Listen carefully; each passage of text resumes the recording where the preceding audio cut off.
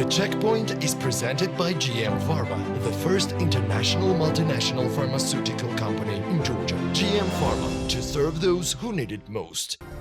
Georgia's fitness service market has doubled since the pandemic due to the growing interest in health and wellness. However, industry representatives say that high taxes and operating costs are making fitness less accessible to the wider population. They urge that, following the example of Western countries, Georgia should offer tax breaks to fitness businesses and reduce future healthcare expenses.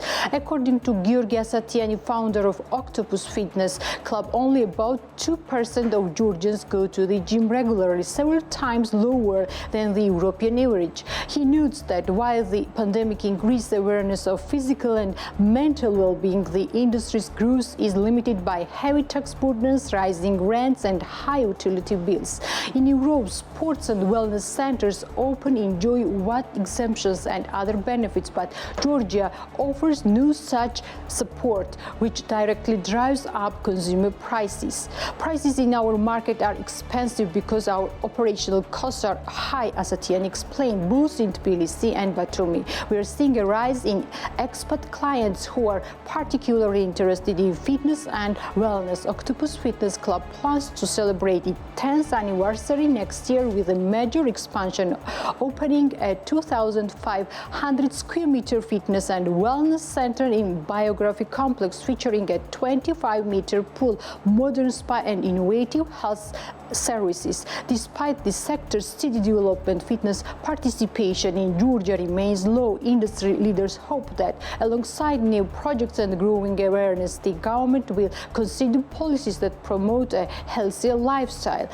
As Asatiani emphasized, greater support for fitness sector could have a long-term positive impact both on public health and economy.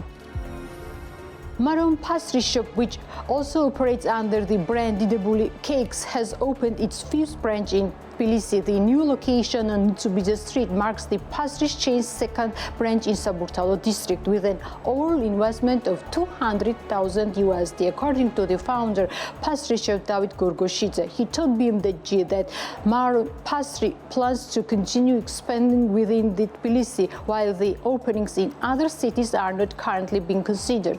We want to expand in Tbilisi, not in other cities. The main challenge is finding a separate building that can accommodate both the cafe and production area, he said. Following the opening of new branch, the company's staff increased to 180 employees, reflecting growing demand for its products. According to Gorgoshidze, Marron Pastry has seen 20% growth compared to the last year, driven by improved management and quality control. Both our modern Marron line and the classic Didebuli cake products are showing growth. The share of Marron in sales is increasing, and we have refined the brand further by importing all raw materials directly from Italy, Gorgoshidze explained.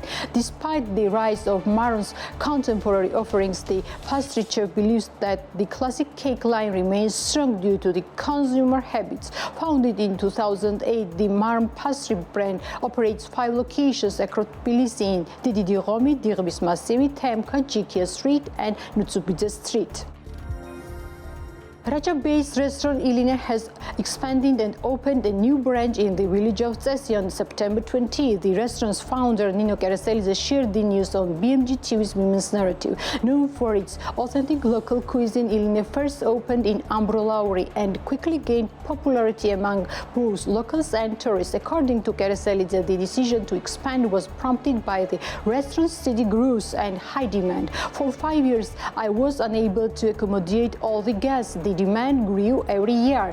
The new facility is much larger and interesting space, which is a logical stage of development for Iline, she said. The new branch features an expanded menu that includes traditional Racha dishes and wide bread selection, highlighting the region's unique baking traditions. The expansion was made possible through the EU-funded grant program New Life for All Georgia, which supported the investment needed for the project. Currently, 7 women are employed at the new facility, which can host around 50 guests at a time. The restaurant has already welcomed tourist groups of 35 visitors. Kereselidze believes that if Racha continues developing as winter destination, the region's tourist potential and local business opportunities will grow even further. Georgia is seeing a surge in demand for event planning services, particularly from Asia market. According to Tiko Sisatura, founder of Incendio events, the company established earlier this year by sisters Ketevan and Tinatin, Sisatura reports that foreign clients are increasingly choosing Georgia as destination for weddings or other special occasions. Sisatura notes that visa-free regime has played a key role in attracting more international customers. Demand has increased, especially for Chinese market. They are actively interested in organizing weddings, engagement ceremonies, and small-scale events, said Sisatura in an interview with BMG. I believe that by this time next year, the number of foreign clients will surpass that of local ones. Currently, around 70% of companies' customers are local, while 30% are international visitors. Although Incendio Events is a new brand, its founders bring over 8 years of experience in the event planning industry. Sisatura emphasized that consumer attitudes have shifted significantly after the pandemic, with people placing greater value on shared experience and quality time. Clients now prefer meaningful, memorable gatherings. This change is driving the growing demand from professional event planning, she noted. In terms of pricing, Sisatura explained that costs vary based on the clients' need and preferences. On average, engagement ceremonies start from 3,000 lari, which includes live music, buffet, and organizational services. Meanwhile, the minimum cost of wedding ranges from 10,000 to 15,000 lari, covering full-scale planning and design for elegant, tasteful events. Hotel AltiHut is entering a new phase of development, which plans to expand its infrastructure and ecosystem at an altitude of 3,000 meters with an investment of over 500,000 euro.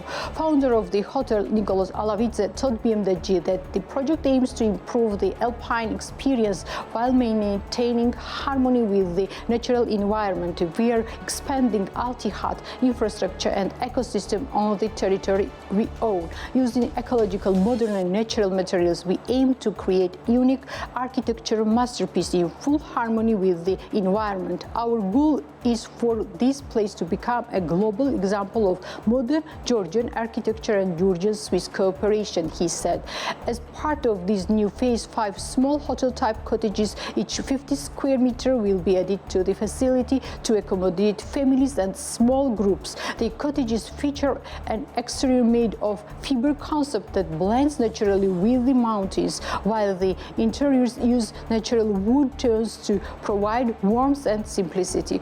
Alavidze emphasized that AltiHut mission has always been to improve safety standards in alpine zone, and the expansion project continues this focus. By combining modern architecture with environment, AltiHut seeks to offer both safe and unforgettable alpine experience for visitors. Nini Chkheidze, co-founder of the family winery Simonika, located in the village of Meore Ochba, Baghdadi district, says that participation in international exhibitions remains one of the most serious challenges for small entrepreneurs.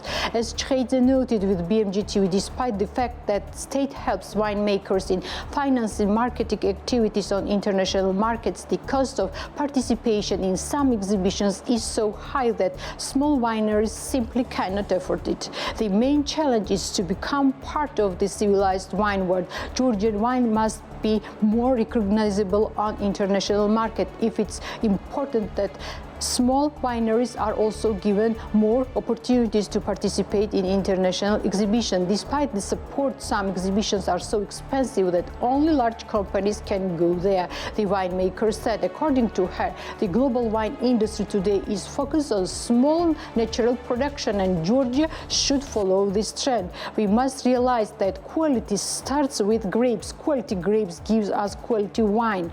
It's necessary to produce a healthy product with an organic approach. This is the way in which Georgia will take its special place in the wine world, said Nino Chkheidze.